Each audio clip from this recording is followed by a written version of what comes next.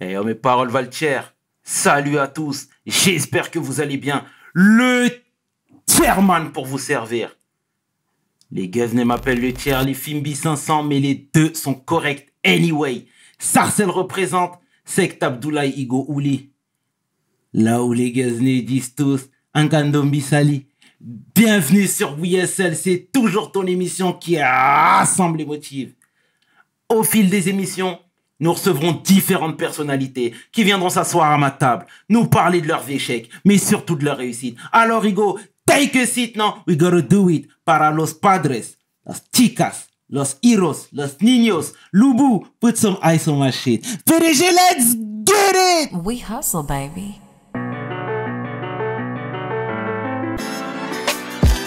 Le chairman.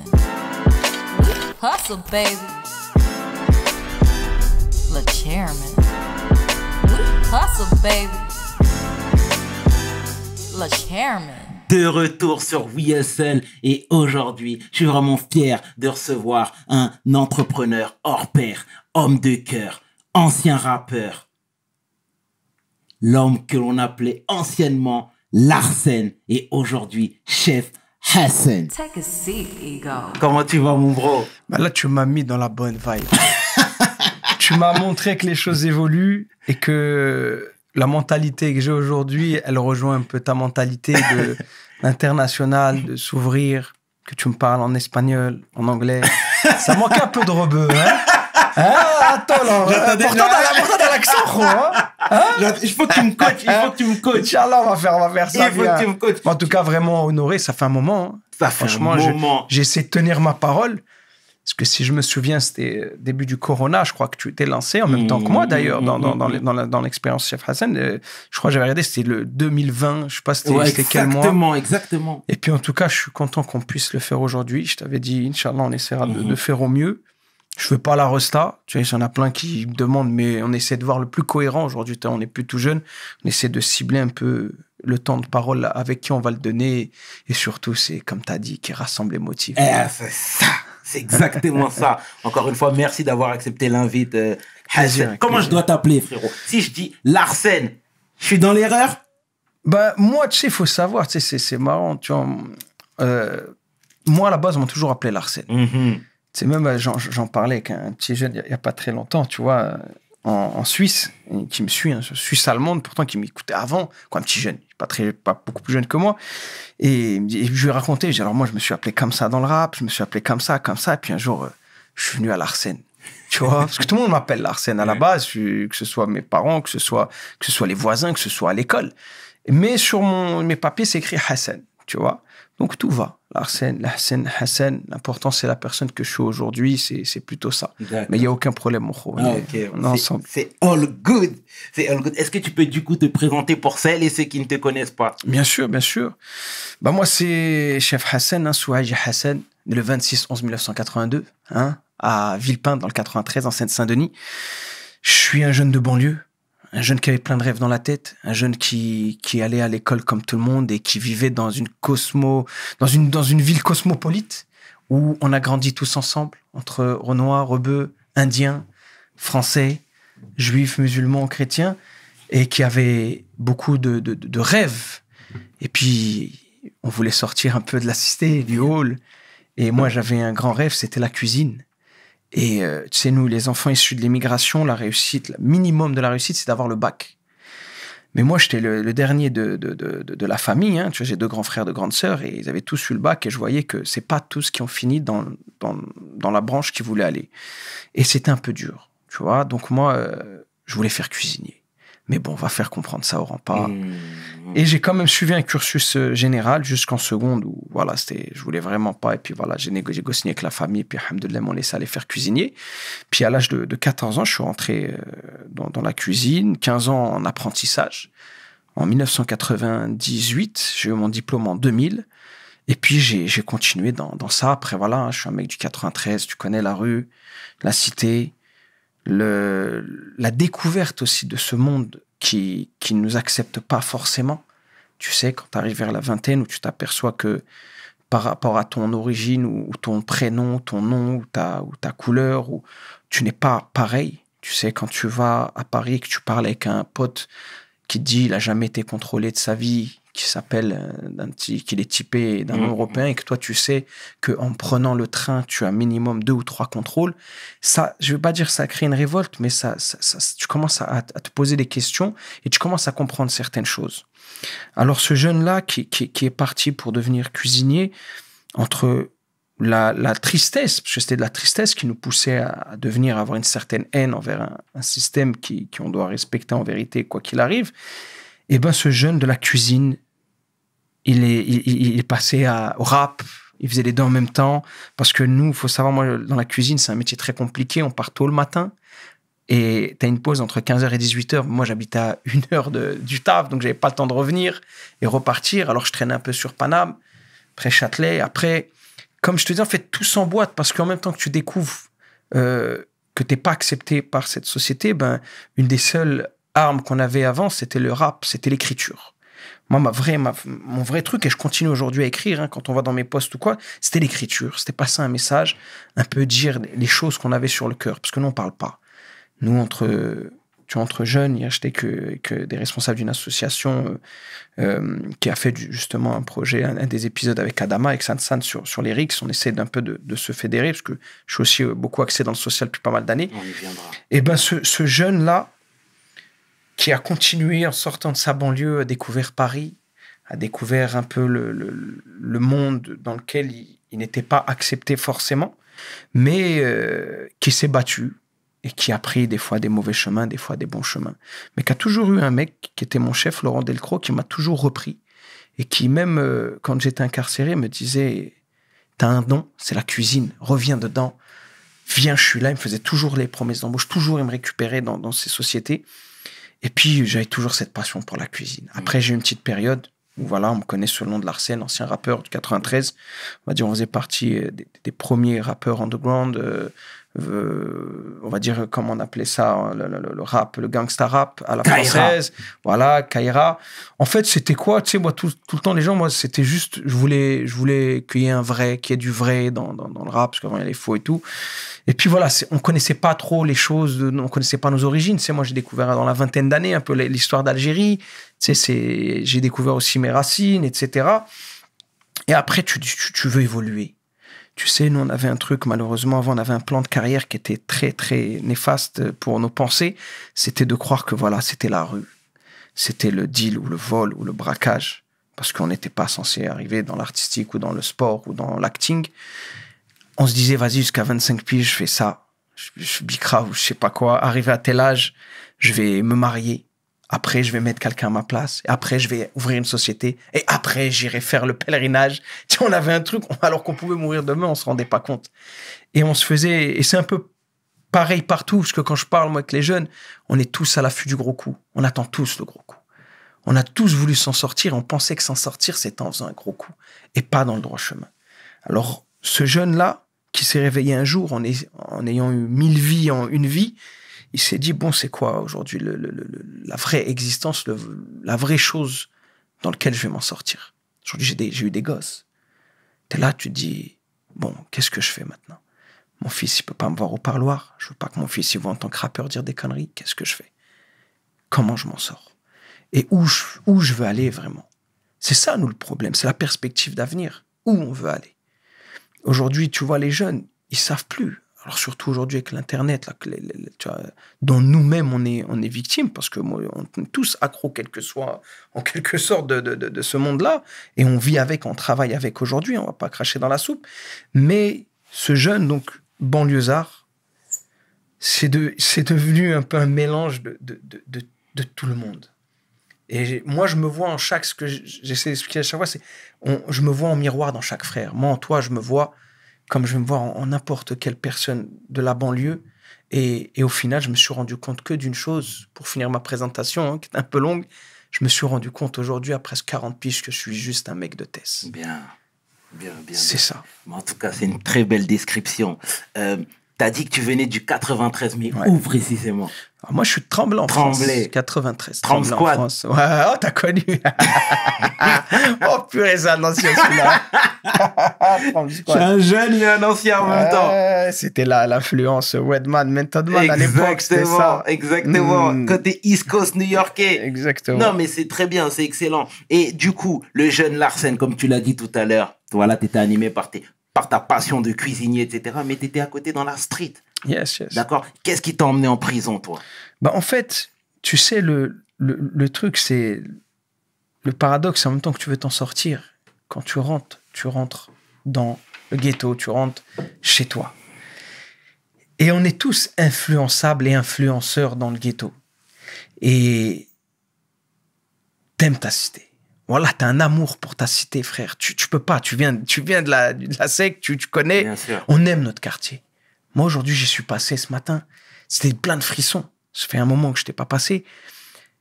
Qu'on le veuille ou non, il est en nous. Le quartier, notre cité, elle est en nous. Mais le problème, c'est que nous, on avait des mauvaises manières de le montrer. Il suffisait qu'il y avait un problème avec un mec dans notre quartier, avec une cité voisine. Au lieu d'être ensemble, eh ben, l'union de ce petit ensemble, c'est-à-dire la cité. En général, on est quoi dans un hall? On est une vingtaine, trentaine, les grandes cités, on va dire 50 maximum. Eh ben, on protège un territoire, on protège. En fait, c'est un amour qu'on donne à notre quartier. Et l'amour, voilà, ça devient passionnel. Et quand ça devient passionnel, si ça va pas, eh ben, ça va pas. Et on a un petit cocon à nous qu'on veut protéger. Alors, on rentre dans certains business. Nous, on n'a jamais... En tout cas, moi, je me souviens de ma génération, quand on faisait des business illégaux, c'était pour vivre, c'était pour pouvoir s'acheter une paire de baskets, c'était pour pouvoir s'acheter à manger, c'était pour pouvoir faire exister. Et malheureusement, comme je disais, on avait un modèle qui était erroné. C'était ce modèle de « je viens du ghetto, je peux faire que... » Voilà, c'est minime, attention, parce que la majorité dans le ghetto, ils se lèvent, ils taffent, les sœurs elles travaillent, elles vont à l'école, ils apprennent. Plein de mecs qui ont réussi, etc. et qui ont eu des vies tranquilles, même sans avoir beaucoup d'argent ou de grands taf. En général, sur la longévité, c'est ceux qui durent le mieux. Et ben, c'est ça. C'est le truc de vouloir être quelqu'un, d'être quelqu'un. Et d'encaisser les choses et de vouloir exister. Moi, malheureusement, la première peine de prison que je regrette aujourd'hui et que je m'excuse auprès de tous ces gens, je l'ai déjà fait même en face à face, hein, et ben c'est de répondre par la violence quand on n'est pas d'accord avec certaines choses. Et puis c'est les armes. Et voilà, c'est les armes, c'est se défendre, c'est attaquer. Et puis, je le dis toujours, éloignez-vous des armes. Ce que tu veux, éloigne-toi des armes. Et je parle aussi bien aux petits jeunes qui bicravent qu'au père de famille qui veut protéger sa maison ou qui que ce soit de sa famille. Éloignez-vous de ça. La violence ne résout rien. Tu sais, on a une parole chez nous qui dit « vaut mieux être habile que qu'habile ». Dans les 2 enfants d'Adam, vaut mieux être le tué que le tueur. Et éloignez-vous de ça. Et moi, j'étais dans un truc vraiment de violence, tu vois, qui existe encore aujourd'hui malheureusement, où je pense que l'adolescence, le manque d'expérience et de conscience nous fait faire des choses atroces et nous fait faire du mal entre nous. Donc, ma première peine, c'était ça. C'était une tentative d'assassinat sur des frérots, hein, que j'aime aujourd'hui. Et voilà, tu te retrouves à 18 ans en prison pour ça. Tu te rends pas compte. Tu te rends pas compte de la lourdeur de ton truc. C'est aujourd'hui en tant que papa et avec l'expérience, tu sais le poids de cette erreur. Et après, voilà, c'est ça. C'est un engrenage après.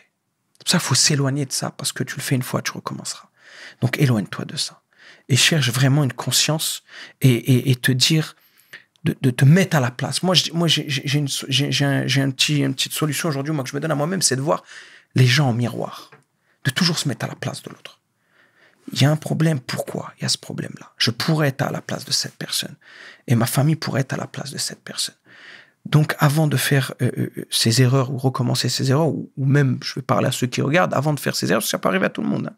On n'est pas que dans le truc street, deal, point de deal, tu vois, toujours comme on fabule et ça fabule et tout. Juste, mettez-vous à la place de la personne en face. Tu veux planter ou tirer sur ton frère, mets-toi à la place et imagine-toi recevoir cette balle ou ce coup de couteau. imagine-toi recevoir juste cette droite qui peut tuer. Et stoppe-toi. Moi, c'est ce que je me dirais, en tout cas, aujourd'hui, pour revenir à ce qui m'a emmené en prison. Et la prison, malheureusement, est une école du crime. Il y a ceux qui vont se remettre bien et ceux qui vont au contraire. Voilà, et puis, tu sais, il y a une chose qui est malheureuse, c'est qu'à un moment donné, tu deviens défaitiste. Tu dis, je suis un mec de la street, je fais pour la street, je fais pour ça. Mais la street, mon frère, c'est que des trottoirs et des égouts. Et nous, c'est pas notre truc. Nous, faut être fiers d'où on vient. Regarde, aujourd'hui, on se bat pour faire quoi? C'est le positif. Et ça, c'est dur à comprendre. Le problème, c'est que le modèle street, c'est que du négatif.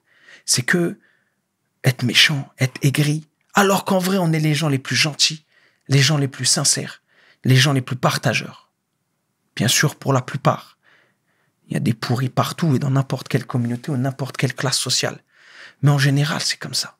On est les plus respectueux, on est les plus... Mais il y a un truc on a suivi comme un... Tu sais, c'est comme si tu rentres dans un rang où il y a certains codes et on prend des mauvais codes. Mais on a des bons codes aussi. Et au final, voilà, moi, quand je reprends mon expérience, je remercie déjà le créateur de m'avoir permis de pas avoir fait des choses très, très graves et de m'avoir permis de revenir. Parce qu'aujourd'hui, tu dis, purée, quand tu comptes les morts que tu connais autour de toi, c'est plus un film, on n'est plus dans un film d'action ou un film hollywoodien. Non, là, c'est horrible, c'est vrai. Tu sais, des fois, moi, je suis là, je dis, purée, maintenant, qu'est-ce qui se passe? C'est même mon choix là, de la tournée européenne que je fais en tant que chef Hassan. C'est un choix difficile. Soit tu restes dans ton cocon tranquille, soit tu fais les choses. Quand tu fais les choses, attends-toi à des coups bas. On n'est pas parfait, donc attends-toi à des critiques. Mais il faut le faire. Parce qu'on n'est que de passage et chacun son niveau. Je n'engraine pas tout le monde à se lancer, chacun comme il peut. Moi, aujourd'hui, c'est en prenant cette expérience et le partager. Et puis voilà. Ah, c'est très deep, en tout cas, tout ce que tu dis, frère. Et pour rebondir sur la peine de prison, tu as été condamné à combien de temps? Alors moi, j'ai fait plusieurs peines de prison. Au total, on a, avec les peines qu'ils m'ont données, j'espère que j'en ai plus. Je suis devenu quelqu'un de gentil aujourd'hui. Pardonnez-moi, ce que j'ai entendu il n'y avait pas longtemps, des 1 an et quelques à refaire et tout. Mais au total, on était sur du 36 mois de peine en tout à faire. Après, alhamdoulilah, on arrive à être des gens avec un bon comportement et à sortir avant. Et je ne suis pas le plus à plaindre dans ce que j'ai fait, mais que ce soit 1 jour ou 10 ans en prison, c'est trop. C'est toujours 1 jour ou 10 ans en trop. Le temps s'arrête là-bas. Les choses évoluent dehors. Et après, personne n'est à l'abri. Je tiens à le signaler, en prison, il n'y a pas que des dangereux gangsters. Il y a aussi des gens normaux qui leur arrivaient des galères dans la vie et qui, au moment de bien réagir, n'ont pas bien réagi. Pas que dans la violence. Hein. Ça peut être des galères d'argent où le mec, il était tenté, il a accepté. Des gens qui ont renversé des personnes sans faire exprès, qui se sont sauvés par panique. Et donc, faut pas croire non plus que c'est qu'un truc ça peut arriver à tout le monde. Donc, on espère que le Créateur va nous préserver de ces choses-là. Hein. Mais voilà, après, c'est 1 jour ou 10 piges, c'est toujours en trop. Et en tout cas, force à tous les frérots. J'ai beaucoup de messages, moi, de frères incarcérés qui aujourd'hui se reconnaissent dans Chef Hassan par mon parcours et qui sont intéressés, qui aiment la cuisine. C'est un des seuls passe-temps qu'on a en prison, c'est la cuisine. Bon, aujourd'hui, ils sont au top. J'ai vu, ils ont des plaques. D'ailleurs, une grosse dédicace à Cuisto Tolar qui fait un gros buzz sur Internet. Je kiffe son concept. Inch'Allah, il sort bientôt. Et nous, avant, on avait des chauffes, tu sais. C'était une boîte de conserve avec des tubes d'harissa vides. Il y avait un mouchoir et avec de l'huile pour alimenter. Et on réchauffait notre bouffe avec ça. Et on avait aussi un réchaud, une sorte de truc là, avec un ressort métallique. Et on cuisait dans les briques Tetra Pak nos pâtes parce que tu peux pas le mettre dans le bol parce que le verre, en alliance avec cette chauffe, ça te crée des maladies, ça te fait tomber les dents, des trucs. D'accord. On s'instruit beaucoup. Hein, tu vois. Mais en tout cas, une grosse force à tous les frérots. Et puis, faut éviter. Et qu'Allah nous en préserve vraiment. Non, mais c'est très bien, en tout cas. Le message est passé. La scène, c'est excellent. Et du coup, là, tu étais dans ton grind, comme on dit, dans ton hustle, dans ta bagarre, finalement. Moi, je veux que tu nous parles de ces années rap. Ouais. Déjà, tes influences. Moi, parce que tu sais, comme tu l'as si bien... Enfin, on se l'est dit en off. Il y a prescription, hein.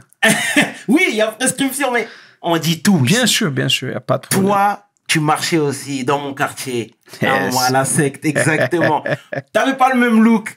Non. Moi, je suis beaucoup plus jeune que toi, mais Ouais. je me rappelle de toi, frérot. Yes, yes, On a yes. des gens en commun, etc. Yeah. Raconte-nous les connexions, parce que tu marchais même avec Secteur A. Ouais, bien sûr, j'ai tourné là-bas. J'en allais, on connaît. On connaît Bouboule, on connaît Bien. Wash, on connaît Coiffe, Bien. on connaît tout le monde. Hein. Bah moi, en fait, tu vois, le truc, l'ironie, c'était qu'à la base, moi, j'ai commencé DJ. Il y avait un grand dans le quartier, il nous voyait traîner, il dit, allez, venez avec moi en studio. Et on commençait DJ, mais après, il y a un grand de la cité qui est venu, qui nous a dit, hey, nous, on est des pauvres. DJ, c'est un truc de riche. Parce que les platines coûtaient extrêmement cher, j'ai rien contre eux. Voilà. Mais il nous disait, nous, c'est le mic, c'est le message. Et un jour, là, c'est tout bête. Il y avait un mec de la cité, les grands de la cité, c'était dans un appart en haut. Et nous, on galérait en bas. Et il y en a qui a dit, hey, les gars, s'il y en a qui trouvent un micro, ben, il peut monter. Et moi, j'avais un pote, Stoy, un meilleur pote à l'époque, un grand célèbre à lui d'ailleurs. Il avait un micro chez lui. Moi, c'est juste par la galère. Tu vois, on galérait, on nous voulait, tu vois, on rêvait comme tu traîner avec les grands. On a ramené le mic, mais après, quand on est rentré dans l'appart, on a dit, vous êtes obligé de rapper. Et nous, on connaît rien. Il me passe le mic, il dit 2-3 mois, 2 balles. Et il a dit, ah ouais, toi, je peux faire quelque chose. Et après, après l'écriture, moi, c'est vraiment l'écriture. Moi, ça, j'écrivais même pour les grands de ma cité, Junior, il va se reconnaître. Et puis voilà, vraiment, moi, c'était vraiment le message à passer. On est cette culture-là à la base. Tu sais, c'était vraiment le message. Et là, j'avais 12-13 ans. 12-13 ans. Après, à 15 ans, je commence à devenir sérieux. Il y a un frérot, il me fait enquiller sur une mixtape de DJ James, qui était le DJ d'NTM à l'époque. Et puis là, il y a un truc qui se passe, qui commence. Et donc, les grands de la cité, il y avait des grands chez nous, hein, sous la KD et tout ça. Les frérots, ils me branchent avec un frérot, un grand célèbre à lui.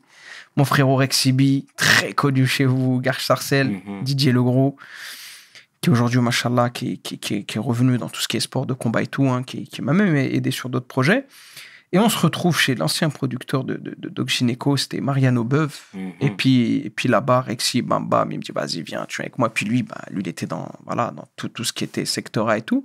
Et on se retrouve tout le temps. On se retrouvait là-bas à Sarcelles, dans les bureaux de Secteur A. Je me souviens, c'était une banque avant. Exactement. Et puis il y avait tout le monde, hein, tout là-bas. Et puis moi, j'ai des bons souvenirs. C'était vraiment cool, les grands, c'était cool. Tu sais, soit Bouboule, soit Wash, soit tous les frérots de là-bas.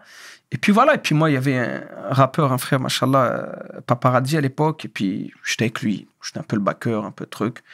Et puis là, c'était parti. Puis après, voilà, on a fait des dates en Suisse avec Secteur A et tout ça. Après, il y avait l'époque première classe, bam, bam, bam. Après, je suis parti dans mon coin. Je suis parti dans mon coin, j'ai développé en indé. En fait, c'était toujours dans ce truc de message. Après, première peine de prison, t'es là, tu dis, bon, ça rappe, moi aussi, je veux être dans le game. Mais à la base, il n'y avait pas d'histoire de business comme avant. C'était surtout exister. On voulait exister et passer un message, dire des choses. Et après, il y a la mauvaise tournure, tu vois, où voilà, il y a eu le passage, malheureusement, une époque que je regrette énormément, parce qu'on a été la cause de pas mal d'aujourd'hui, de rappeurs qui nous ont copiés. C'est voilà, de se dire, bon, en stage, il y a le gangsta rap, nous, on va être le gangsta rap. On va montrer qu'il y a des vrais dans ce game, et qu'il y a des vrais mecs de cité, des vrais voyous, entre guillemets. Et après, il y a eu toute cette passade-là, et où ça commence à bien marcher, où après, je suis rentré plus business. C'est-à-dire, moi, il faut savoir qu'à 19 ans, j'ai monté mon premier label, qui s'appelait La Rue Musique à l'époque. Après, j'ai eu RSR, Rien sans rien. Et puis voilà, après, on a monté les boîtes d'édition, donc on bossait sur différents artistes, différents projets, différents gros succès. Mais en fait, ce qui se passait, c'est que plus ça grandissait, plus ça avançait, plus, on va dire, tu étais à l'aise, plus tu avais de problèmes. C'est un milieu très compliqué, et c'est toujours, moi, je dis, dis-moi un chanteur qui a une bonne fin. C'est tellement une vie de soucis, de manque de baraka, qu'à un moment donné, tu te poses des questions. Parce que moi, je ne vais pas te faire le musulman truc. Moi, je ne connaissais rien, moi, d'islam. C'est juste qu'à un moment donné, j'ai cherché à me sentir mieux. Et j'ai cherché.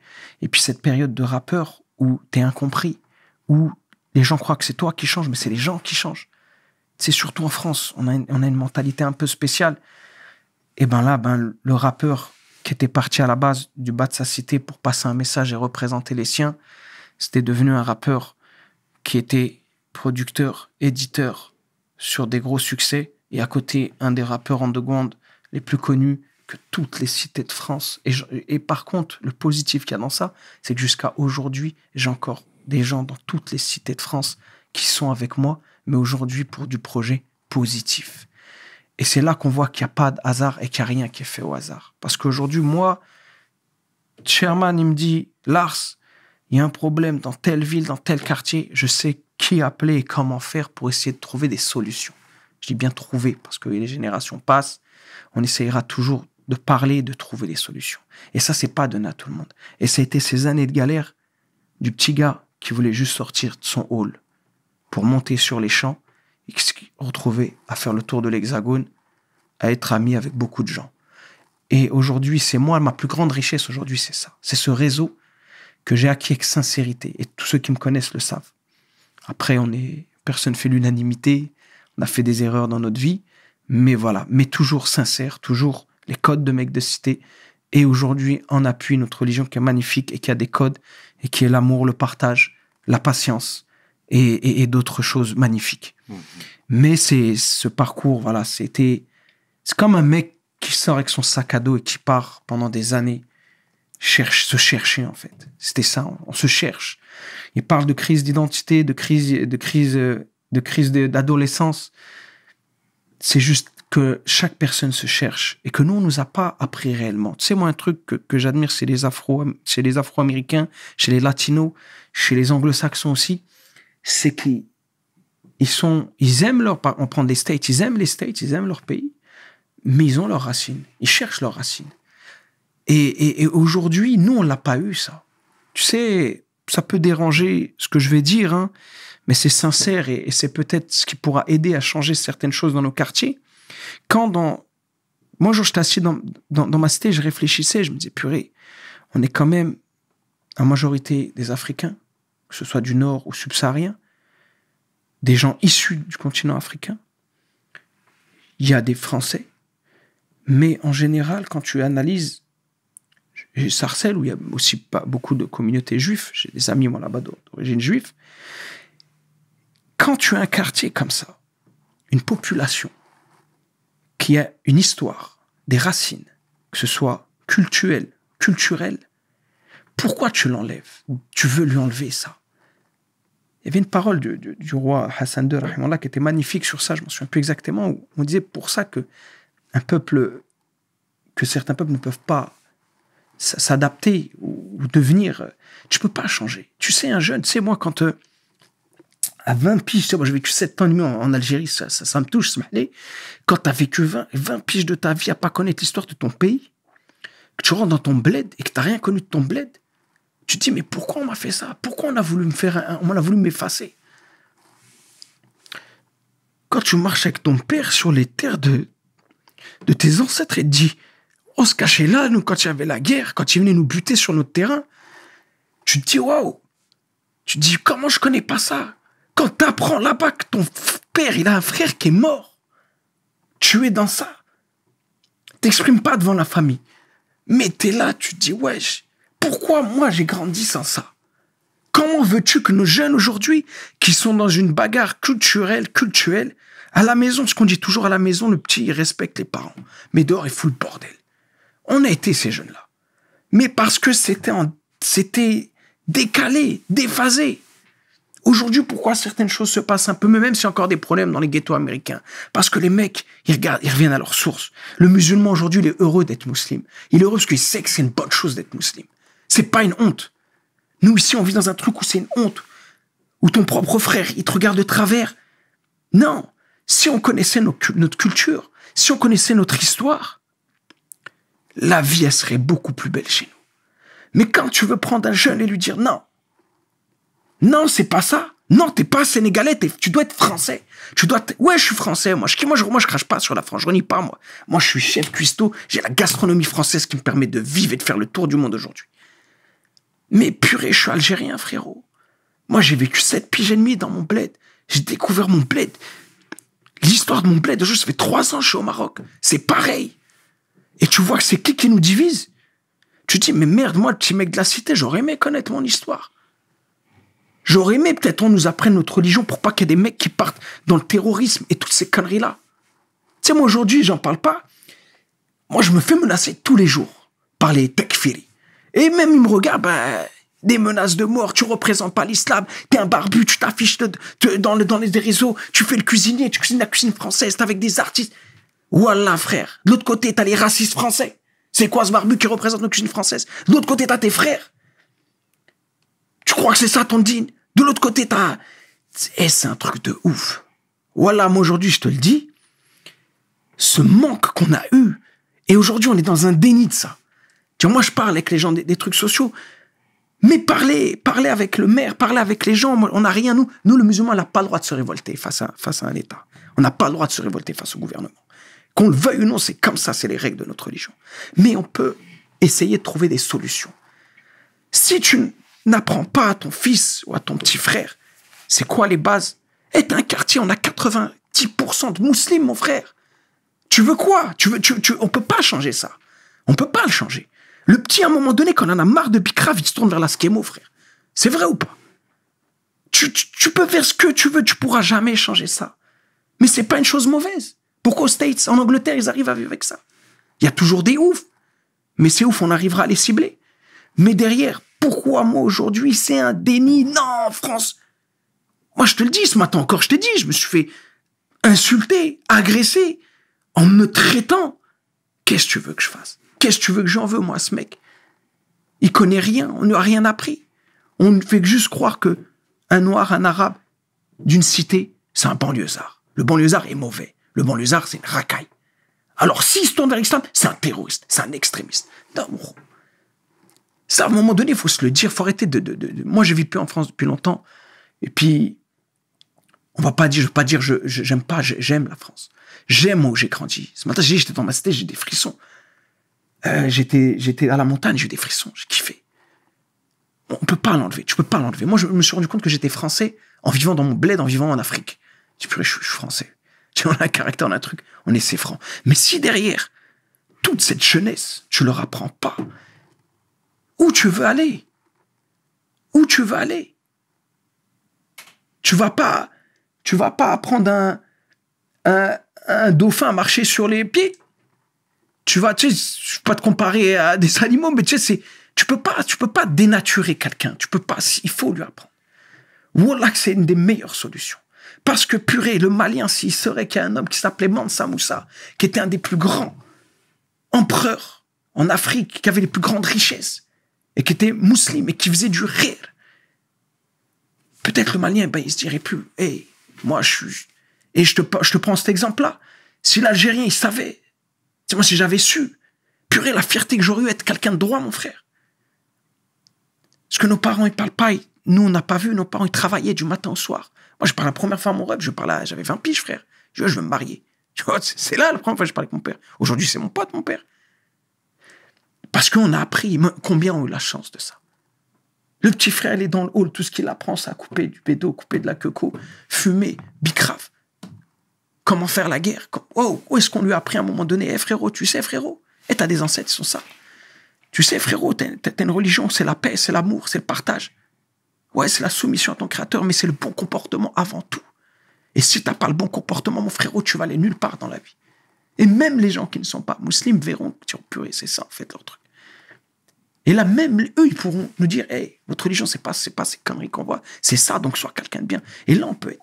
Et après, dans n'importe quelle branche, c'est comme ça. Mais moi, aujourd'hui, le truc, c'est vraiment. En tout cas, moi, je me suis posé la question à quoi je sers. Tu sais, je me suis mis un peu en retrait. J'ai voulu vivre cette vie en retrait, loin. Après, j'ai dit, ouais, t'as toujours un message d'un frère, ouais. J'ai envie de parler, j'ai besoin de parler. Voilà, Lars, tu nous manques. Ouais. On combat la nia, on cherche la bonne intention, la nia. On s'en fout d'être quelqu'un, on s'en fout. Moi, ça y est, tu vois, j'ai connu ce monde-là.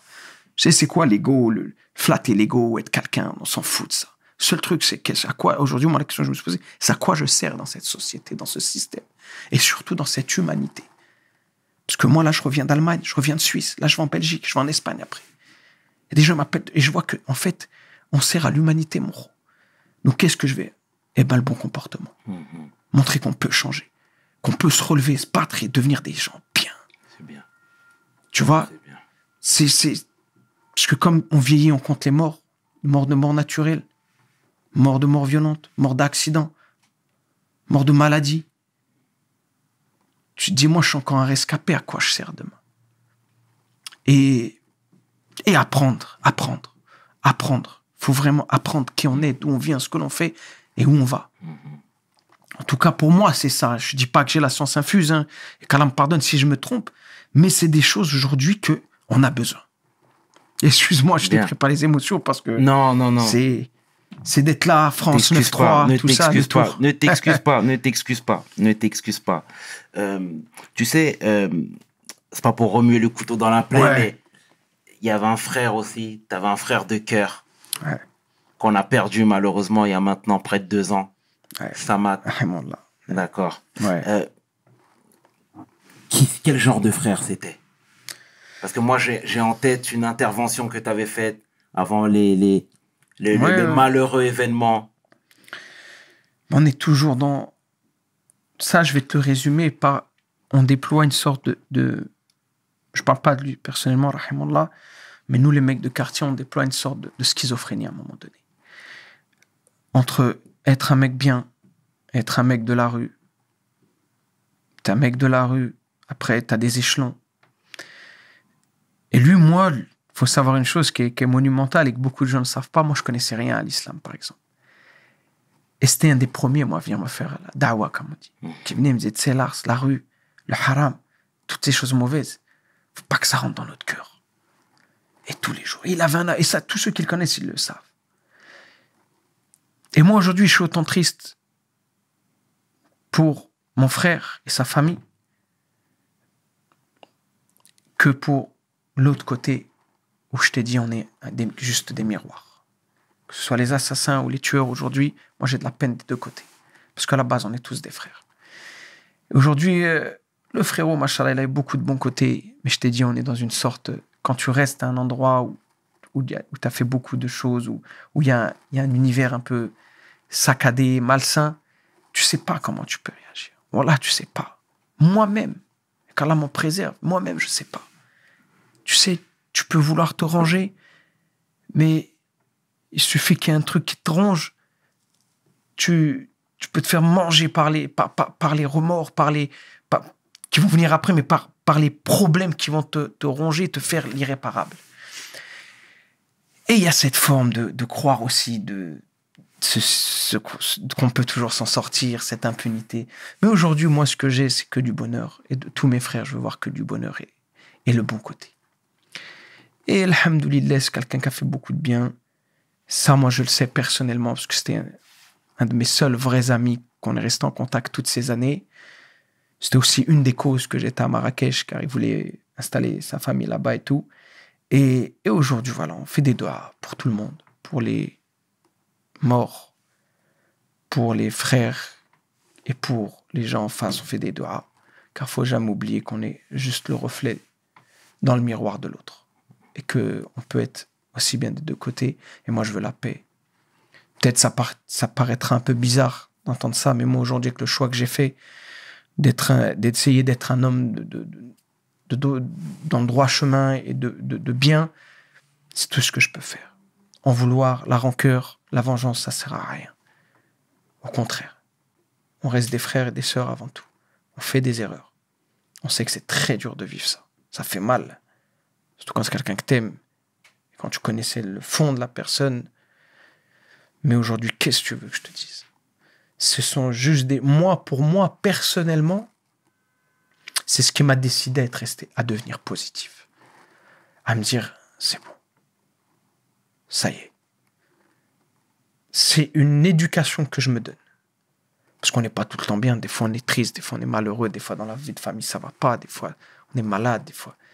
Mais il faut se battre pour rester focus sur la positivité, sans être hypocrite et en gardant la bonne attention, car les actes ne valent que par leurs intentions. Mais en tout cas, rahimallah, je souhaite d'être au paradis et qu'on puisse se rejoindre et qu'on soit tous ensemble.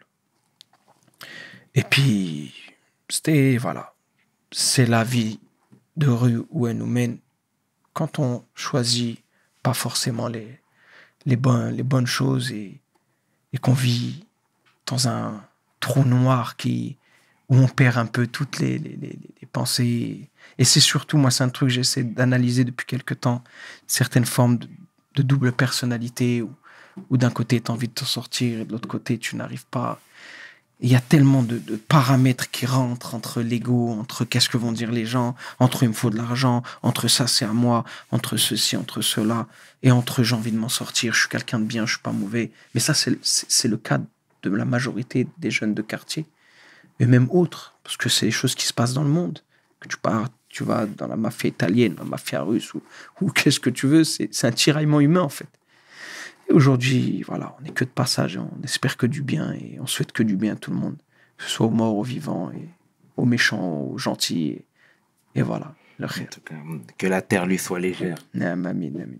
Et tout à l'heure, frérot, en préambule, tu disais que tu as eu des enfants très tôt, très jeunes. Ils ont quel âge maintenant, tes enfants? Près de 20 ans? Alors moi, ouais, la quinzaine. La quinzaine? Le grand, il a 15 ans. Ouais, 15 ans. L'aîné a 15 ans? Ouais, 15 ans. Bon, j'ai un peu grand. forcé. Ouais, non, j'ai eu le premier, j'avais 21 ans. D'accord. 21 ans, ouais. Et puis j'en ai 6 aujourd'hui, alhamdoulilah. Okay. Allah yabarak. Et puis voilà, on est là. Hein. D'accord. Famille nombreuse. Ouais. Alhamdoulilah. Gros bisous à eux.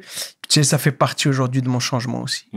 C'est un moment, moi je le dis souvent, je dis au moins, demain, si je meurs avant eux, au moins, ils verront le changement de leur père. Et puis ça pourra leur servir peut-être, parce que on sait pas, on n'a pas la science infuse, on leur souhaite que du bien à nos enfants, mais au moins laisser une bonne image. D'accord. Et tous tes enfants sont avec toi à Marrakech? Non, j'en ai 4 avec moi, j'en ai 2 en France, avec leur mère.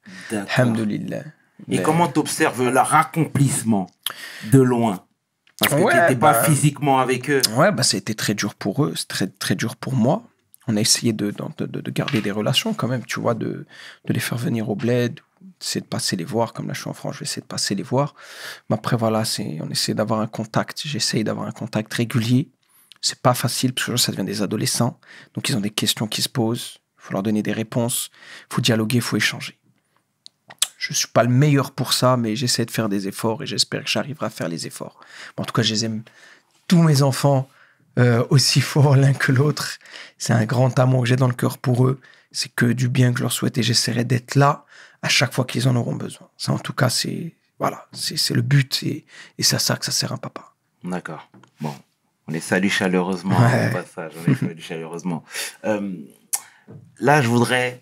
Tout à l'heure, lors de la présentation, je t'ai défini comme étant un entrepreneur hors pair. Raconte-nous tout, s'il te plaît, parce que là, t'es partout. Tu disais en off que t'étais en Suisse, t'étais en Allemagne, tu dois aller en Belgique demain. Là, on vient de me demander au Canada sur LinkedIn pendant que je parle avec toi. Donc, c'est magnifique, c'est magnifique. Terrible. Raconte-nous tout un peu, s'il te plaît. L'entrepreneuriat, moi, comme je disais à l'époque, je disais le plus gros dealer pour être les plus gros chefs d'entreprise. À un moment donné, tu te rends compte en même temps que tu viens de la débrouillardise. Alors, mec de Tess, c'est pas tout le monde, mais la majorité, on sait faire du business. Et moi, j'ai pris toutes mes expériences des sociétés que j'ai eues à l'époque, que ce soit dans la musique ou autre. Tu sais, après, quand j'ai arrêté, je me suis mis à faire même pendant, je faisais les marchés. Moi, cette expérience, c'est un truc que je conseille à beaucoup de gens qui veulent se lancer dans l'entrepreneuriat. Parce que les marchés, aujourd'hui, Bon, je sais qu'aujourd'hui, il y a beaucoup de trucs vente online et tout ça, mais le marché te permet de t'éduquer toi-même dans le business. Parce que tu vas te lever pour toi-même, tu vas aller dans certaines conditions sur un territoire, un terrain, dans une ville où tu n'es pas sûr d'avoir de place. C'est un système un peu spécial, le marché. Tu te lèves le matin, tu y vas, mais tu ne sais pas si tu vas bosser. Tu vois? Et quand tu as une place, voilà... Tu deviens entrepreneur qui compte que sur toi à ce niveau-là, bien sûr en ayant la confiance en notre créateur, parce que c'est lui qui nous donne notre subsistance. Et derrière, ça t'apprend la patience, le dialogue avec les gens, l'échange, et surtout d'être un vrai businessman. Moi, ça m'a beaucoup formé. J'étais quelqu'un de très introverti à la base. Nous, les mecs de quartier, on est un peu introverti. Et le marché, ça m'a permis d'avoir contact et de me sociabiliser avec les gens. Et de m'ouvrir dans mon business et de me dire, en fait, je peux tout faire. Quand tu as fait les marchés, tu peux faire tout type de business derrière. Et tu peux même t'adapter parce que ça reste toujours les mêmes bases. Tu vois, c'est les mêmes bases. Ça a toujours été comme ça. Le business, c'est de la vente, achat-vente, demande, offre et la demande. Et derrière, moi, j'ai toujours eu cette ligne directrice qui est de me dire, je suis mon propre fonds de commerce. c'est toi ton propre fonds de commerce. Arrête de chercher à droite, à gauche. Moi, une des forces, tu vois, ce qu'on a, c'est bien aussi de dire un peu nos qualités dans ça, et que je remarque avec le temps, c'est que je n'ai jamais voulu faire comme l'autre. Je dis toujours, personne n'est personne, chacun est quelqu'un. Ça veut dire le temps et la force que tu vas épuiser en te concentrant sur la réussite de l'autre, tu perds du temps dans ton acheminement à ton but. C'est comme toi, quand je te félicitais, parce que j'analyse. Tu t'es concentré sur ton projet. Tu t'es pas dit, je vais faire comme RTL, je vais pas... Non, t'as fait oui. Et moi, je kiffe. Parce qu'on est une génération, nous, qui, alhamdoulilah, on voit les choses, on s'intéresse un peu à ce qui se passe dans le monde. On reste pas fermé. Parce que si tu restes fermé, tu vas vouloir faire indirectement comme les autres. Et tu vas faire comme les autres et ça va pas forcément marcher. Donc moi, après, ma ligne directrice, c'est que dans n'importe quel business, aujourd'hui bien sûr légal, je me dis toujours, concentre-toi sur ça, développe ça, sois intelligent, fais appel à ton réseau, développe du réseau, n'aie pas peur, va, franchis les pas, tu vas franchir le pas, bats-toi contre les obstacles et quoi qu'il arrive, ça payera. Je dis pas qu'on devient des millionnaires, mais on arrive à en vivre. Et aujourd'hui, le vrai business, le vrai bénéfice d'un business, c'est la qualité de vie. Moi, aujourd'hui, j'ai le bonheur de pouvoir faire un métier que j'aime. Je suis revenu à la cuisine. Et je me suis trouvé à l'âge de 38 ans dans Chef Hassan. Parce que pendant ce temps-là, j'ai fait de l'immobilier, j'ai fait ça, j'ai lancé des restos. J'avais pas forcément confiance en moi sur certaines choses. Je me mettais des freins, je me mettais des barrières. Il n'y a pas de barrière, gros. Les seules barrières que tu te mets, c'est toi. Il n'y a pas de barrière, mon frère. Peu importe ton physique, ta couleur de peau, ton nom. Regarde-moi. Aujourd'hui, je travaille pour des gens, mon frère, j'ai même des contrats de confidentialité, j'ai pas envie de dire pour qui je travaille, mais pour des gens très importantes. Et frérot, parce qu'à un moment donné, j'ai dit, tu sais quoi, Las, enlève-toi ces barrières. Fais, quelqu'un veut pas bosser avec toi, il bosse pas avec toi, tu continues. Il y a les gens qui cherchent les problèmes et les gens qui cherchent les solutions. Moi, dans le business et dans la vie, je cherche les solutions. Ça matche pas avec ça, mais allez, je vais vers ça. Et aujourd'hui, le business, c'est ça. C'est comment je vais ramener le pain à la maison de façon honnête, légal, et avec le cœur, l'amour, un peu de passion, parce qu'on va pas rentrer trop dans la passion, et d'essayer d'avoir... C'est pas facile, hein.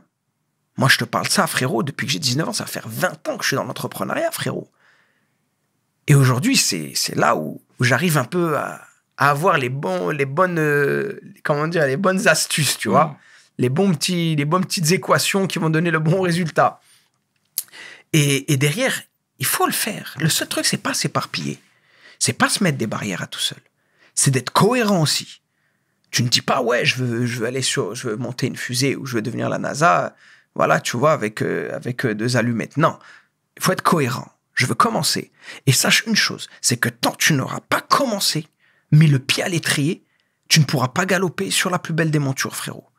Excellent. Ça veut dire, si tu n'avais pas, toi, commencé avec ton petit mic et fait le pas, on ne serait pas là aujourd'hui. Tu vois, c'est ça aujourd'hui. Moi, Chef Hassan, c'est le jour où je me suis dit, écoute, relève tes manches, fais ce que t'aimes et éclate-toi. Éclate-toi, frérot. J'ai commencé, moi, frérot, je vendais des plateaux repas que je faisais chez moi, que je livrais chez les gens. Et petit à petit, après, grosse dédicace à un mec qui s'appelle Nicolas Barraud, directeur général du Golf El Meaden à Marrakech, qui a un des plus beaux spots de Marrakech, qui a fait appel à moi. Et qui m'a fait confiance et on a lancé les éphémérides. C'était une soirée, un menu, une fois par mois, un endroit. One. C'était ça le concept. Et ça a cartonné. Et en fait, derrière, quand tu arrives à comprendre ces choses, que moi j'ai compris tard, frérot. Voilà, c'est des choses que j'ai compris tard. C'est quand tu te dis, mais parce que il y a une chose peut-être qui va faire mal à certains, mais moi j'ai plus honte de le dire. C'est que des fois, tes proches aussi sont des énergivores, ils te bouffent ton énergie. Ce sont des défaitistes, ce sont des casses morales. Donc, mon frère, on choisit tes proches. Quand je dis proches, même de la famille, hein. Kiffe ta famille, mais si vraiment il n'est pas dans ton sens, c'est qu'il y a un problème, éloigne-toi et vois-le comme en famille, il n'y a pas de problème. Ah là, on va manger, on va boire, ouais, viens, je te fais des câlins, des bisous, je t'aime, mais de business, on n'en parle pas. Moi, ces 11 dernières années ont été des années de remise en question. De qu'est-ce que je vais faire, de comment je vais le faire. Mais des fois, t'es avec des soi-disant amis, mais je les kiffe quand même, hein, j'ai rien contre eux, hein, pisse les frérots. Hein. Vous êtes des mauvais conseillers. Laissez vos frères. Arrêtez de leur mettre des trucs négatifs dans la tête. Oui, mais attention, si tu vas faire ci, tu vas faire ça, tu vas avoir des problèmes, tu vas... Oh, je suis cuistot, oh. Je suis cuisinier, moi. Je fais de la cuisine. Et j'essaie d'être quelqu'un de positif, de partager. Ma positivité, de partager mon amour pour mon métier et pour essayer de réussir. À la base, le projet, le but, c'était, ouais, on voulait monter sur les champs, mais c'est surtout s'en sortir. Il ne faut pas oublier qu'à la base, le but, c'était de s'en sortir, mon gros. Bien sûr. On n'est pas parti avec les mêmes armes que d'autres. Bien sûr. Nous, il n'y a pas papa qui est venu, qui a dit, j'ai une entreprise familiale, tiens, 1 million d'euros, mon fils va. Non, parti de zéro, nous, même moins. On est parti en négatif, frère. On est parti en négatif, gros. Parce qu'on était à la fin de la carte du RER, gros. On n'était pas près du centre de la capitale. Bien sûr. Donc, nous, on est parti en moins, en négatif. Mais c'est rien. Aujourd'hui, tant que tu es positif, tu arriveras. Tu vois, tu ne peux que réussir, car on est parti de moins de zéro. Tu pourras toujours être positif. Mais c'est pas de te freiner. Moi, je kiffe voir des petits entrepreneurs. C'est pas des millionnaires, mais ils vivent, frérot. Ils vivent de ce qu'ils aiment. Qu'est-ce que tu veux de plus? Maintenant, les mecs qui sont là, qu'ils aiment être tes frères que quand t'es dans la galère, c'est pas tes frères. Moi, je suis désolé. Bien sûr. Aujourd'hui, moi, c'est un truc c'est une règle que je me suis donnée. T'es mon refrain. Pourquoi, quand ça commence à marcher pour moi, tu m'aimes pas? Ou tu me fais que des critiques, ou on dirait t'es jaloux, mon gros? T'as eu des phases bizarres? Bien sûr. Bien sûr. Moi, il y a des gens qui étaient là. Ouais, t'es un frère, t'es un musulman. Attention. Et frère, moi, je le dis, qu'on me bute alors. Moi, je suis un mec positif. Je suis un mec qui veut donner de l'amour. On sait que c'est pas les gens qu'on aime dans cette société. Butez-moi. Moi, tu sais, j'arrive à dire ça, moi, mais pas à des amis. Qu'on me bute aujourd'hui. Je suis positif dans ma tête. Qu'est-ce que tu veux? Je veux l'amour, je veux la paix, qu'on me bute. Tuez-moi. T'es content? C'est ça que tu veux entendre? Au lieu de me dire bien ce que tu fais, donne de la force à ton frère. Ton frère, ta soeur, il a besoin de paroles positives. Il n'a pas besoin que tu lui dises, ouais, mais là, attends, c'est chaud. Ouais, mais t'as vu là, hey, tu veux quoi? Tu veux me connaître encore à galérer à payer mon loyer? C'est ça que tu veux pour moi? Tu m'aimes quand je suis dans ces trucs-là? Quand je suis dans la galère, c'est là que tu m'aimes. Moi, je me suis posé des questions, frère. Et wallah, et qu'Allah me pardonne, j'ai bloqué des numéros. Et ils sont pas contents, ça me regarde plus, frère, parce que j'ai 6 gosses, mon gros. Bien. Et ça, c'est peut-être dur ce que je dis. Mais ça veut pas dire que j'ai de la haine contre eux. Au contraire, je les vois, machallah, ça va les frères, vous allez bien, je peux t'aider. Laisse-moi monter, je vais t'aider. Mais à rester avec toi, je reste en bas, gros. Toi, t'as le droit de réussir, mais moi, j'ai pas le droit de réussir. Parce qu'il y a aussi le prétexte que oui, avant, j'avais réussi dans une certaine vie, oui, j'ai eu beaucoup d'argent, oui, j'ai fait des choses, mais aujourd'hui, ça veut dire quoi? Ça y est, je me suis rangé, je n'ai plus le droit, ça y est. Non. Moi, ce que je kiffe, c'est mes petits frères qui nous prennent en exemple, qui disent, voilà, chef, ça déchire, tu m'as motivé. Là, je me barre, là, je veux aller là, je veux manger le monde. Mais toujours avec ce truc positif, foncez, faites-le. Et surtout quand vous êtes jeune. Faites avec vos petits moyens. Moi, frère, quand j'ai arrêté, et je suis reparti, moi, dans ma vie, avec ma voiture et 300 euros. Wallah, il y a des amis très proches qui le savent. D'ailleurs, Mustapha qui m'a prêté ces 300 euros. C'est ça, le truc. Quand t'es parti d'ici? Quand j'ai arrêté, moi, quand je suis sorti de la musique. Wallah, frère. Ça a 27 ans ou 28 ans. Si je dis pas de bêtises, 2010, la première fois que j'ai pris un RSA. Je l'ai pas pris longtemps parce que je suis parti à l'étranger. Mais j'ai jamais baissé les bras, frère. Je faisais des tiramisu dans le garage. J'allais, je tapais aux portes. Je sais faire quelque chose. Le but n'est pas de mendier, mais c'est de montrer que tu sais faire quelque chose. Et après, ça montait jusqu'à que je montais à 40 points sur Paris que je livrais. Mais je me battais, frère. Après, je suis parti en province, j'ai ouvert un resto, je me suis battu. Après, des fois, tu te casses la figure, des fois, tu te relèves. Tu vois, notre subsistance, elle est écrite, frère, que tu le veuilles ou non, c'est comme la mort, tu ne pourras pas l'éviter. Et il y a une belle parole d'un savant qui dit « Je m'étonne de celui qui se soucie d'une chose qui est acquise, notre subsistance, mais qui ne se soucie pas d'une chose qui n'est pas acquise, c'est ce qui va se passer après la mort. » Soucions-nous plus de ce sujet-là et faisons les actions et ayez confiance en votre créateur. Ayez confiance, t'inquiète pas, ton oseille, il va venir. Mais fais les causes. Tu vois, il y a une parole du prophète Sassem qui dit « Aie confiance en Allah comme l'oiseau qui part le matin de sa branche affamée et qui rentre le soir rassasié. » Dans le sens approximatif, et j'espère que je ne me trompe pas dans le sens. Mais l'oiseau, il a fait l'effort, il est parti de la branche, tu vois. Donc fais l'effort. Sois entrepreneur. Je dis ça, je prends des paroles musulmanes parce que je suis musulman, parce que je suis musulman, mais c'est le cas aussi pour les gens qui ne sont pas musulmans. Fais. Fais, mon gros, fais. Parce que, attends, tu vas rien faire. Et écoutez les negative man et les énergivores et les gens qui veulent qui t'aiment que quand t'es en galère. Après, on ne parle pas d'être millionnaire. Moi, toute cette nouvelle vague-là de trucs, ouais, tu vas être millionnaire, ouais, vas-y, fais. Non, ça, c'est vos conneries, ça. Ça, c'est, voilà. Moi, voilà, fais, mon gros. Fais, t'arrives à payer ton loyer, payer un petit cadeau à ta femme, aux enfants, à manger. Alhamdoulilah, t'as une bonne qualité de vie. Fais, mon frère. Bien. Mais surtout, y croire et le faire. Pas que en parler, attendre et dire ça marche pas. C'est bien. T'as des retours positifs, je suppose. Bah moi, déjà, à la base, il faut savoir, tu sais, comme je te disais tout à l'heure, le choix que j'ai fait de mettre Chef Hassan en avant, de mettre, tu sais, j'en parle à la troisième personne, sans être schizophrène, de prendre ce personnage Chef Hassan où je me bats pour qu'il soit le plus sincère possible, où c'est moi-même. Les gens, de toute façon, qui me connaissent, ils savent comment je suis. J'aime rire, j'aime être positif, j'aime ceci. Je te dis, j'ai mis tout le négatif de côté. Et ben, ce personnage-là, le but premier, le premier bénéfice que j'en tire et que j'espère en tirer, c'est d'être une aide pour les gens. Pour cette maman ou ce papa qui m'envoie un message me disant « Merci, mon fils, en te voyant, il a envie d'être cuisiné alors qu'il ne voulait rien faire de sa vie. » Ou ces jeunes qui ont 15, 16 ans, ou même plus jeunes qui disent « Je kiffe ce que tu fais, je veux être cuisinier. » Ce mec en prison qui me dit « Hey, Lars, voilà, je fais des recettes au Habs, je vais sortir, voilà, je vais faire un resto, je vais arrêter de vendre du bédo. » Quand tu vois le bonheur que tu donnes, de toute façon, tu sais, c'est un peu rudimentaire, c'est archaïque. C'est la première chose qui fait plaisir à tout le monde, c'est la bouffe, frère.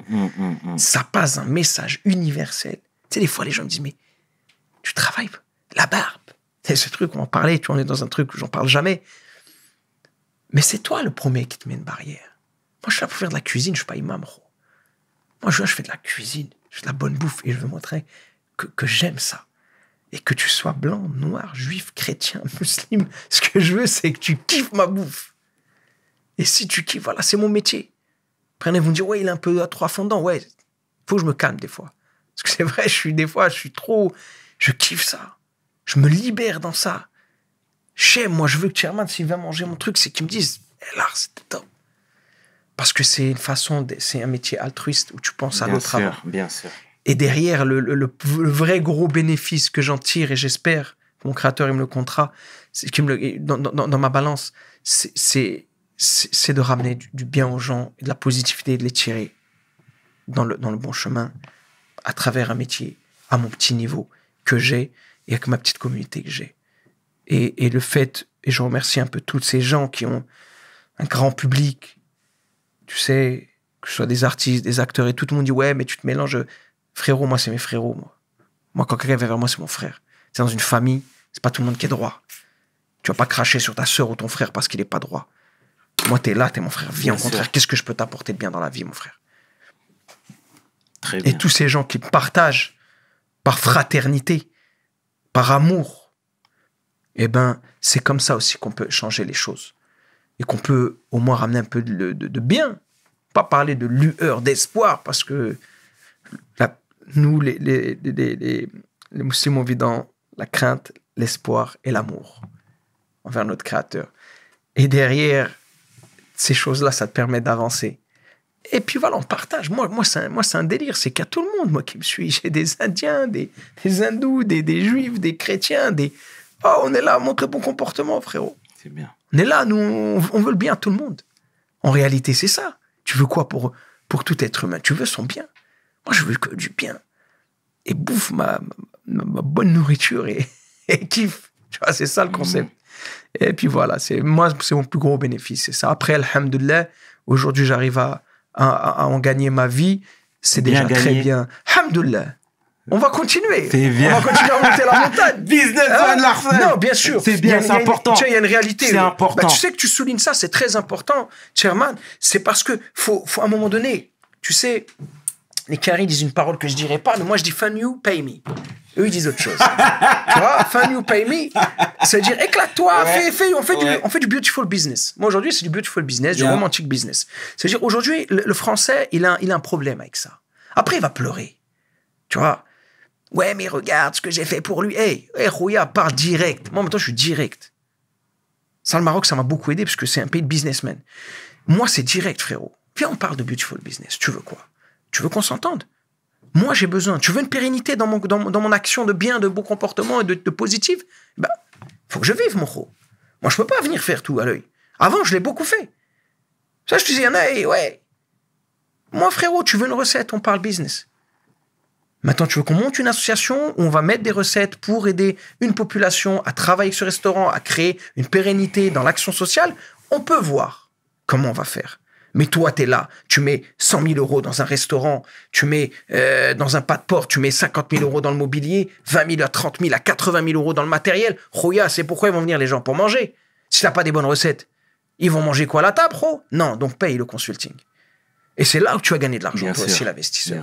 Et là, on parle business. Et il n'y a aucun mal. Quand vous allez comprendre ça, vous allez avancer dans votre business. Et dans vos calculs business, comptez-vous en tant que salarié.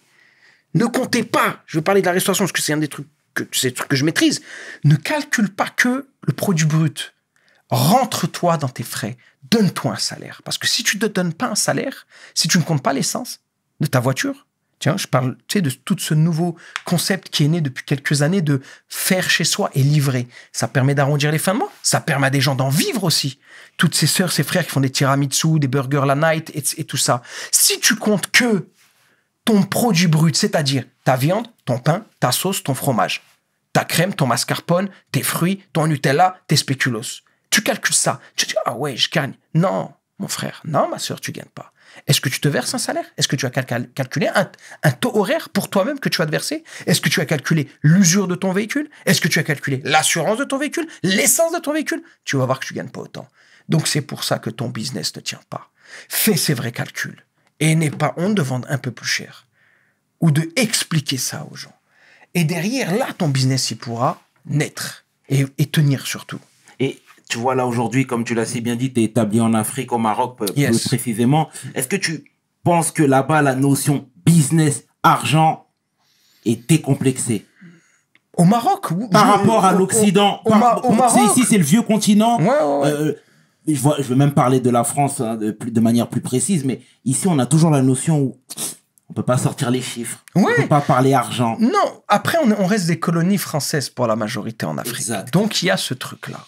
Mais, moi, le Maroc, je kiffe, c'est un peu à la quinri, tu vois. C'est un peu à la quinri, donc voilà, c'est voilà, win-win. Là-bas, le mot, c'est win-win. C'est voilà, win-win, beautiful business, tu vois, c'est ça. Après, moi, ça m'a aidé, en tout cas, là-bas, à enlever ce côté Frenchy de gêner. Tu sais, de faire du business, mais gêner. C'est juste un manque de confiance en soi. Mon frérot, si t'es là, tu vaux quelque chose. Essaye, par contre, d'être rationnel et cohérent et de dire quelle est la valeur de ton produit, quelle est la valeur de ton business, quelle est ta valeur en vendant ton service, si c'est du service. Ça, c'est un truc qu'il faut apprendre à faire. Ça s'apprend. Parce que sinon, tu vas te retrouver que à donner, parce que on va pas se mentir, on l'a vu et ça existera toujours, des gens d'en haut qui s'inspirent des gens d'en bas, qui ont honte et qui, eux, vont gagner des millions ou je ne sais combien d'argent avec ce qu'ils ont pris aux gens d'en bas gênés. Eh ouais, mon gros. Tu sais, il y en a, ils prennent. Il y a l'autre qui est venu, qui a fait une recette. Un jour, il était de passage. Mais voilà que cette recette, frérot, elle va faire vivre le hanout pendant des années, mon frère. C'est-à-dire, j'expliquais à quelqu'un, des fois, une sauce vinaigrette, moi, je parle de la restauration parce que je suis dedans, mais une sauce vinaigrette, elle va te fidéliser une clientèle. Par exemple, je vais dire tout de suite, ouais, Chaman, tu veux manger ton queugret, tu vas où? Tu sais où tu vas me dire? Parce qu'il y a un truc là-bas qui t'a fidélisé. Et ça se trouve, ça, c'est une recette ancestrale qui vient d'une grand-mère qui a jamais gagné une thune avec cette recette. Tu vois? Donc, il y a le businessman, il y a le bon cuisinier, il y a les bonnes recettes, et c'est dans tous les business comme ça. Tu sais, par exemple, on prend l'Afrique, qui est le grenier de l'Occident, qui est vraiment la source, ça on le sait. On ne rentre pas dans les détails. Mais quand moi, je vois un artisan qui fait un sac en paille, qu'il revend 4 € à quelqu'un, une société occidentale qui le revend peut-être 20 ou 40 € à une marque de luxe, et que cette marque de luxe le vend 1700 €, frérot, sur leur site. Je dis, wesh, gros. Mais c'est toujours la même chose. C'est pourquoi les métiers les plus harassants égalent moins que les métiers, des fois, les plus cool. Il y a un paradoxe, un équilibre qu'on ne comprend pas. Donc, à toi d'aujourd'hui d'aller dans cet équilibre. Et ne fais pas attention à ce que les gens disent. Sois cohérent et rationnel, par contre. C'est ça qu'il faut, c'est la cohérence. Tu ne peux pas venir et vouloir vendre un truc, je ne sais pas combien, alors que voilà. Il faut être cohérent, il faut être intelligent et il faut l'expérience. C'est pour ça que le pas, il faut le franchir. Si tu veux rentrer dans l'entrepreneuriat, franchis-le. Sinon, mon frère, moi, je respecte totalement les gens qui sont que des travailleurs. Travail, moi, je peux faire l'entrepreneuriat, j'ai une paye, je suis bien tranquille, je cotise pour ma retraite et puis je bosse. Mais pour les entrepreneurs, tu dois te former. Bien. Et te former, c'est en franchissant le pas. Bien. C'est très bien, très deep. On a une belle notion. Franchement, encore merci pour ces tips. Aujourd'hui, comme on le disait, tu es établi au Maroc. Yes. Pourquoi avoir choisi le Maroc? D'autant plus que tu es d'origine algérienne et que tu as vécu pas mal de temps là-bas. En Algérie, oui. Moi, l'Algérie, je compte y retourner. Hein. Tu sais, moi, je ne vais pas te mentir, je compte y retourner. J'aimerais bien y finir mes jours. D'accord. Tu vois. Le Maroc, voilà, c'est parce que, d'ailleurs, je l'ai souligné, il y a le frérot, Bilal, rahimallah, Samad, qui me demandait, parce qu'il allait finir sa peine de prison, qui voulait s'installer là-bas. Donc, c'était une des causes. Aussi, l'expérience que j'avais envie aussi de prendre, parce que là-bas, il y a plus d'entreprises dans la restauration, etc., comparé à l'Algérie. Mais c'était ça, les deux causes principales. Il n'y a pas de cause spéciale. Mais je suis content aujourd'hui. Parce que vraiment, je ne pensais pas que ça allait être comme ça. Et je suis content parce que pour moi, le Maroc est un des tremplins de l'Afrique. Surtout une ville comme Casablanca, qui est une capitale économique. Aujourd'hui, moi, tout le monde me dit, ouais, mais là, tu peux travailler où tu veux dans le monde. Moi, on m'appelle dans les pays arabes. Moi, on m'appelle en Occident pour travailler en tant que chef. Mais on va revenir à ce qu'on a dit tout à l'heure. Nos parents, tu crois qu'ils sont venus pour finir en Occident? Leur rêve n'était pas de revenir chez eux, plein de fierté, accueillis par leur famille. Moi, je veux vivre un peu cette revanche. Et j'incite chaque enfant d'immigrés à essayer de vivre cette vie de retourner sur ces terres, d'entreprendre là-bas et de se projeter là-bas. Tu vois? Parce que ce serait un peu rendre comme une médaille pour nos pères qui sont venus, qui se sont démenés pour nous et qui n'ont pas eu pour certains le bonheur de pouvoir retourner, qui sont morts ici, qui sont rentrés que dans un cercueil. Moi, c'est ça mon truc. Les gens, ils n'arrivent pas à comprendre. Et l'Afrique, c'est ça. Parce que moi, quand je dis il n'y a pas d'Afrique du Nord, de Maroc, d'Algérie, moi, c'est l'Afrique. Bien sûr, bien sûr. C'est la tête, on est ensemble, moi, t'es mon frérot. Donc, tu dis au Sénégal, j'y vais.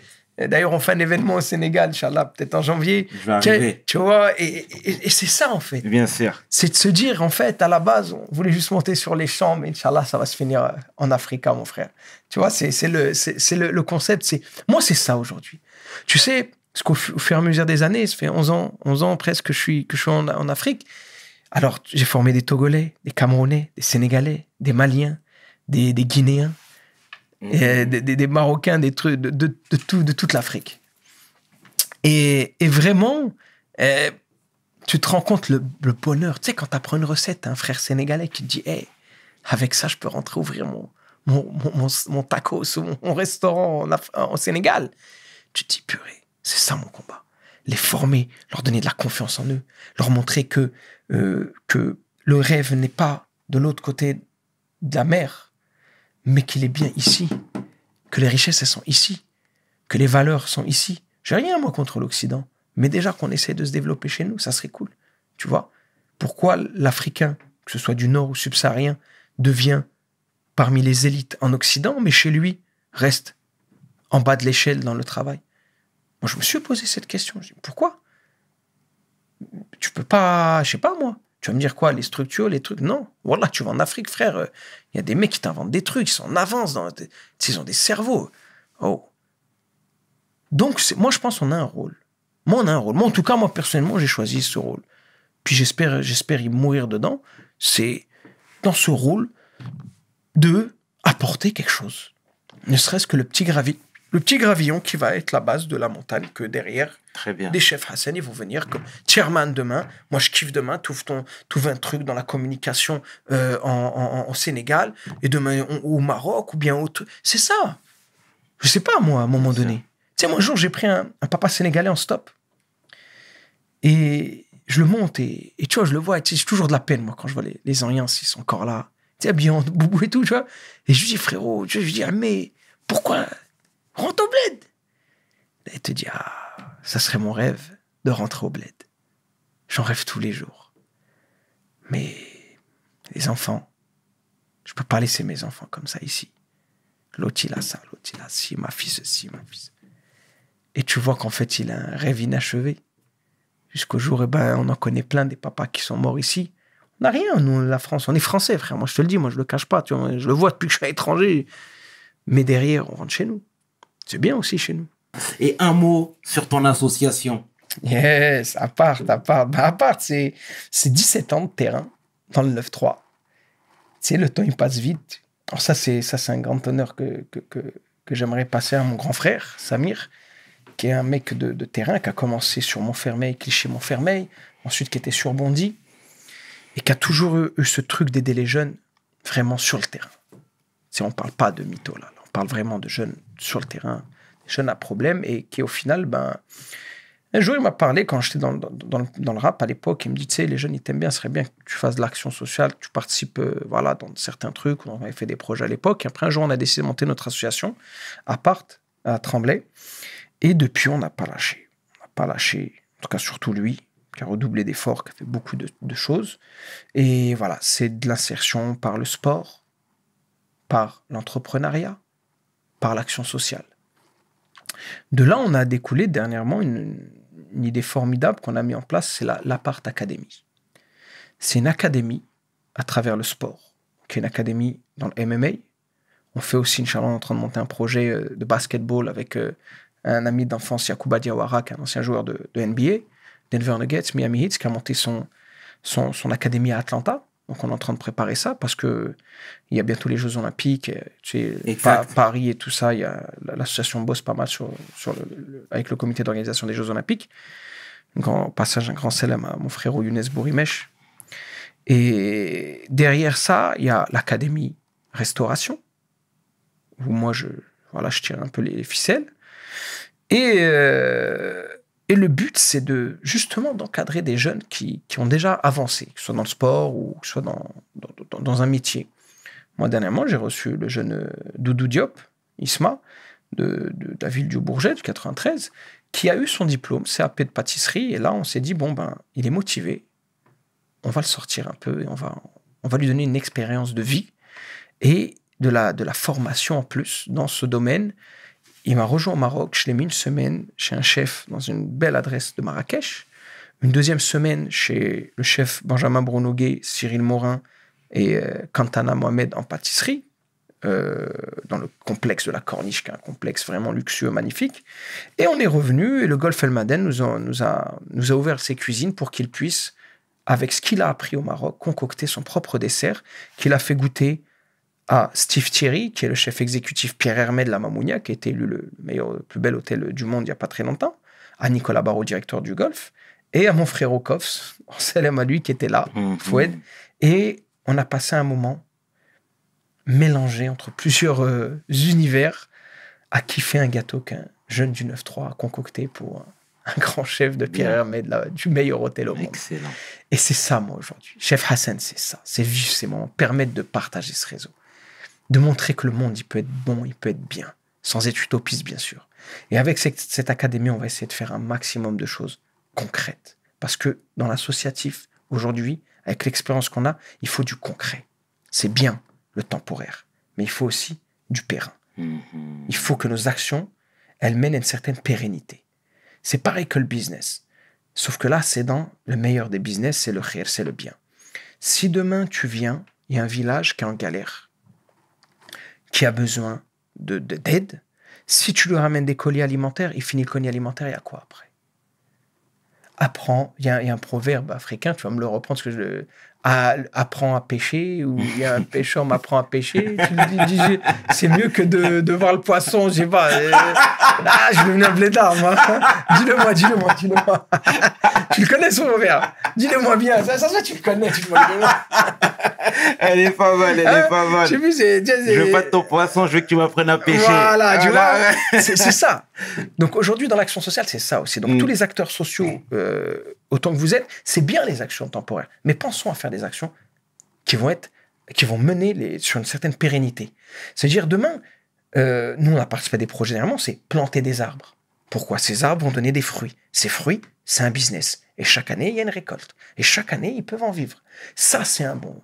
Tu vas dans un village où il y a pas, au lieu d'acheter une machine à laver, une famille achète une grosse machine à laver, que tout le village en profite. Tu vois, et ainsi de suite, que ce soit pour l'eau, que ce soit pour toutes ces choses-là. Et là, demain, moi, par exemple, je suis sur un projet avec Swiss Baraka, qui est une ONG suisse à Zurich, qui sont actifs dans pas mal de pays, dans 42 pays. Là, on s'est décidé de dire quoi? On va faire sur un modèle que moi j'ai vu à Marrakech qui est mortel, c'est l'association Amal. C'est une Américaine qui est venue là-bas, qui a ouvert un restaurant, qui a formé des femmes veuves, orphelines, divorcées, etc., à la restauration. Et tous les bénéfices de ce restaurant, ils sont remis à ces familles, dans les salaires, du travail. C'est monumental. Et là, tu vois que tu aides vraiment la société. Tu aides un pays où il y a des problèmes. Tu vois? Donc vraiment, dans l'action sociale, c'est ça. Nous, aujourd'hui, c'est sur ça qu'on essaie de se battre. Et puis, c'est vraiment il y a beaucoup d'actions sportives auprès des jeunes. Très bien. Tu vois, t'es un jeune, t'es un hoche, et ben, le concept, moi, je le fais pas parce que c'est un peu trop physique, ils montent des montagnes. Et ils ont monté une montagne au Népal. Ils ont monté le Kilimandjaro. Bien. Le Toubkal, le Mont Blanc. Là, ils se préparent à partir pour faire la Cordillère des Andes. Pourquoi? C'est dire, t'es un hoche, et ben, redouble d'efforts et reprends confiance en toi. C'est bien, c'est terrible. Et vas-y, monte le sommet, mon gros. C'est bien. Va en haut de la montagne. C'est bien. Bon, on a beaucoup de rapatriés en hélicoptère, parce que le mal de la montagne, c'est chaud. Je parle pas parce que moi, je suis pas capable de le faire. D'accord. Mais en gros, c'est vas-y, vise, mon gros. Vise le top. Bien. Ne te restreins pas. Mais dans le bon chemin. Et c'est quoi les projets à court terme, là? Là, très bientôt, en fait, donc Chef Hassan est devenu une sorte de marque. Je suis sur le projet, donc je suis ambassadeur déjà du certificateur Ashahada, qui est très connu en France et parmi les numéros 1 de la certification halal. Je suis aussi affilié à certains sponsors avec lesquels je travaille sur le développement, que ce soit les sauces Sweet Baby Ray's, que ce soit des produits un peu venus avec qui je bosse, des produits américains. Derrière, avec la société Fresh and Saucy Food en Belgique, on prépare une marque gourmet, 3 types de sauces de marque, ça va être des sauces gourmet. Je vous laisse les surprises, vous verrez. J'ai aussi lancé une chaîne de burgers, le BCN Burger, où on ouvre le premier à Marrakech très bientôt. Et on lance plein de choses. Je lance pas mal de restaurants en consulting, à Casa, à Marrakech. Je bosse beaucoup en consulting pour l'étranger. Notamment, je fais partie d'une nouvelle boîte de consulting à Miami, aux États-Unis. On prévoit un événement à Riyad avec Moutahabil, à qui je fais un gros célèbre. Vraiment, voilà. C'est international. Tu sais, moi, le truc de ouf. Tu m'aurais dit ça il y a 2 ans. Je te dis, qu'est-ce que tu me racontes? Tu vois, qu'est-ce que tu me racontes? Moi, je réalise pas encore. C'est pas un truc c'est un truc de ouf. C'est pas, mais, tu sais, qu'on t'appelle, toi, petit mec de la cité du 3e étage du 9 rue Farge à Tremblay en France, aux États-Unis, en Arabie, à Dubaï, en Allemagne, en Belgique. C'est un délire. Et surtout que c'est un délire parce qu'on parle d'une chose légale dans tous les sens du terme. Et c'est ça qui est magnifique. Et c'est ça que je veux partager aux gens. Parce que moi, ce que je veux, c'est qu'il y ait des chefs Hassan puissance 10, Roya. Donc à toi, là, derrière tes casseroles, là, mon gros. C'est bien. Tape dedans, mon gros. C'est bien. En tout cas, encore une fois, merci à toi d'avoir fait le déplacement. Merci à vous, surtout. Voilà, merci à vous. Et continue. Et si j'ai choisi vraiment, c'est vraiment un choix réfléchi d'être chez We Hustle. Et c'est réfléchi pour la force du contenu. Et même si on ne touche pas des millions de personnes, nous, on est des influents. On touchera les bonnes personnes, exactement, qui pourront aider le reste. Parce qu'il faut savoir, dans l'influence, tu as des générations, des millions de personnes qui suivent l'influence. C'est comme on appelait avant la mode, les tendances, mais qui grandissent vite et qui lâchent. Mais l'influent a un impact qui touchera et qui grandira au sein d'une société. Et nous, Inch'Allah, c'est ça qu'on veut. Et en tout cas, voilà. Ouais. Et tous tes confrères qui m'ont demandé, je n'ai rien contre personne, mais aujourd'hui, voilà, on n'est plus là pour être partout, on est là pour... voilà, et puis on essaiera de faire d'autres choses avec les autres gens, et avec plaisir en tout cas. Et j'aime tous les frérots qui se prennent la tête à partager de l'info sincère, positif. D'accord. En tout cas, au nom de toute l'équipe de WSL, Larsen, Chef Hassan, nous te remercions sincèrement d'être venu pour ton beau sourire, ta disponibilité et ce bel échange. Tu parles avec les tripes, tu parles avec le cœur surtout. Et puis, assurément, le message sera propagé. C'est comment tu dis? Motivé? Qui rassemble le motif. Voilà. C'était Merci, mon gros. C'était le tiers. Et 500, tu peux inverser, les deux sont corrects. Avec mon homeboy, Larsen, Chef Hassan, pour We Hustle. Mes paroles valent tiers. Peace. We hustle, baby.